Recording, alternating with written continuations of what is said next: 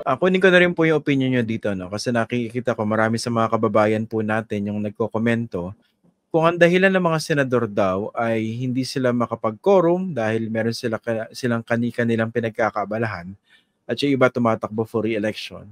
Pero nakakapag-hearing naman sila during the recess. In particular, si Senator Amy Marcos, nakapag-hearing siya at merong pagsusunod patungkol dun sa pagkakaaresto kay dating Pangulong Rodrigo Duterte ng Interpol at nadala sa ICC.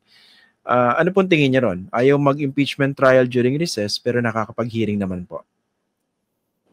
That's why we felt a little frustrated, no?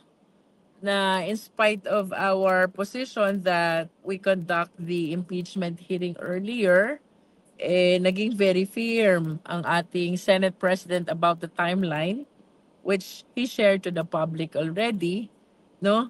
Lalo kaming na-frustrate nung nakita na namin na may mga hearings na nagaganap sa Senate.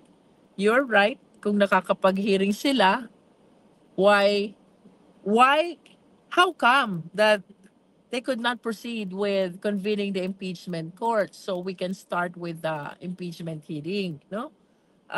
This is the reason also, Christian, why we were prompted to file the motion for issuance of writ of summons, no? Kasi nakita ng sambayan ng Pilipino na kaya naman pala ng Senado mag-conduct ng hearing during this campaign period. Nagbaka sakali tayo na baka tayo pagbibigyan na mag-issue na ng summons so the Vice President can file her answer and perhaps we can proceed with the impeachment hearing. But apparently, I have not received any official information about the response of the Senate to our motion, no? In spite of our frustration, Christian, no? Eh, we are cognizant of the fact that there's only one impeachment court and that is the Senate.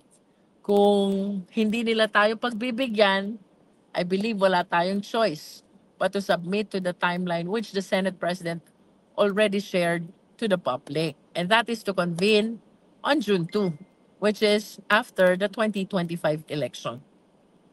Pero yun nga po, di ba marami ring moving parts yan yung June 2. Paano kung hindi na pala siya maging Senate President by that time? That's one factor, di ba? Tapos, pagkatapos sa election, may iba yung composition ng mga senador. Ang daming pwede mangyari po, no? May tanong po ako dun sa ano, no? Yung motion ninyo for the issuance of the writ of summons. Hindi naman dapat mahirap po ito. Although that would presuppose that they would have to convene as an impeachment court. Tama po ba yan? To be able to do this? We are indeed maintaining the position that session is not necessary for them to be able to convene as an impeachment court, no? Ever since ito na po yung position natin na ang session kailangan lang for purposes of legislative function.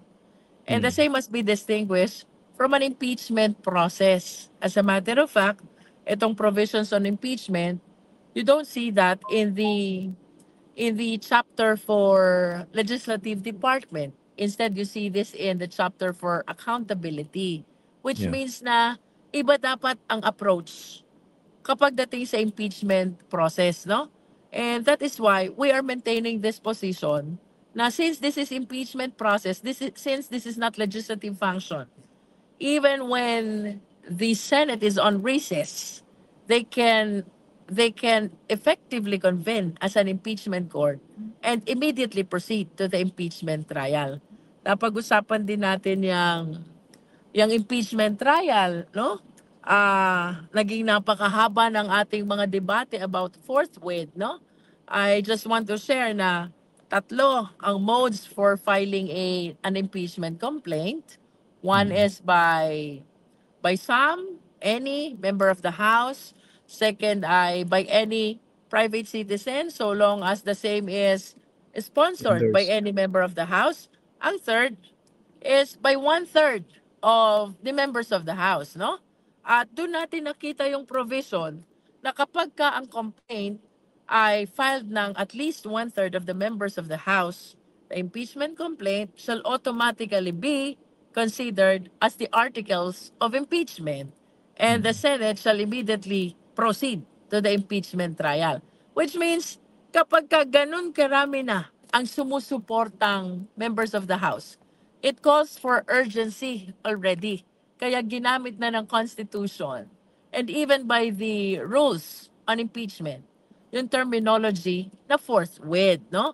If the intention really of the Constitution or even the Senate rules is to allow impeachment hearing only during session, they could have written that in the rules.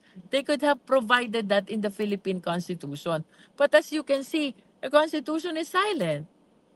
The Senate rules is silent, which only means na ibang usapan to kapag ang impeachment complaint ay supported na ng at least 1/3 of the members of the House. It calls for urgency already, reason why both the Constitution and the Senate rules use the term forthwith, which means immediately, Christian. Opo. If that is the case, as written in the Constitution, aren't the senators violating the Constitution by not convening as an impeachment court? Well, I wish not to comment about your question, Christian, no? But in as far as we are concerned, kami bilang prosecutors, we are responding to our duties as provided in the Constitution. Ayaw namin na mag-violate kami ng Constitution. And that is why the moment we saw them conducting a hearing, we decided to file the motion for the issuance of writ of summons. That is in response to the mandate na the impeachment hearing shall forthwith proceed, no? But with respect to the Senate, if they have a different interpretation of the constitutional provision, we leave it up to them, no? But the people should understand, iba po ang prosecutors, iba ang impeachment court, and apparently, there's a significant disparity in terms of interpretation pagdating po sa impeachment process. Well, the Congress is maintaining the position that session is not necessary and we can immediately proceed with the impeachment hearing. Kabaligtaran po ang interpretasyon ng Senado. Ang interpretasyon nila, dapat naka-session. Without the session, they could not convene. And that is why they opted na i-schedule ang convening ng impeachment court on June 2. So, at the end of the day, we respect the fact na sila ang impeachment court. We are the prosecutors, magkaiba po kami ng trabaho, but in as far as we are concerned, we are responding to the call, the mandate of the Constitution, Christian. Okay, I understand yung pinanggagalingan niyo po, no, Congresswoman, no? So in this case, napaka-powerful talaga ng Senado as an impeachment court given the sui generis nature of the impeachment trial. Wala makakapagpilit ba sa kanila to proceed forthwith with the trial even if that is the mandate of the Constitution? Ganun po ba yan? That is my submission, Christian. I understand na mayroong pending na petition for prohibition sa Supreme Court. Meron ding petition for mandamus sa Supreme Court, no? Pero without preempting the decision of the Supreme Court and with all due respect to them, tingin ko mananaig ang principle of separation of power, and that is in line also with the position which is being maintained by the Senate right now, no? Hindi natin kayang pakialaman itong position nilang ito because there's only one impeachment court, and that is the Senate of the Philippines. Si dating Pangulong Rodrigo Duterte na sa ICC na. Of course, nandun din yung Vice President, no? Hindi pa nga siya umuwi. And nakikita po natin yung mga narratives on social media, yung pinapalabas nila na dinukot yung dating Pangulo, dapat kaawaan, di ba? Nandun yung paawa narrative on social media.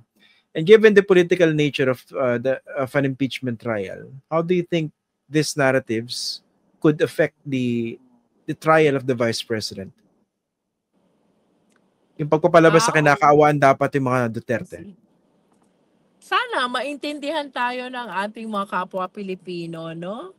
Na we are all accountable to the Filipino people, regardless of what is happening to the former president, aging, tapos nakulong pa, na-detain pa, and we understand na father siya ng ating vice presidente who will soon face the impeachment hearing, no? I hope the Filipino people will understand that all public officials are accountable to the people. Meron po siyang kailangang ipaliwanag. So, I hope that they will appreciate this opportunity for all of us to get the necessary enlightenment as to what really happened about the confidential fund of both the OVP and the DepEd, no? Ang tanong ng ibang taga-media ay maaapektuhan daw ba ang aming mga laban? Definitely ay magiging factor din ito to be considered, no? Yung position namin about the arrest of the former president, yung position namin about the impeachment. But we are positive and hopeful that the people will understand and appreciate na tumutugon lang po tayo sa mandato ng saligang batas.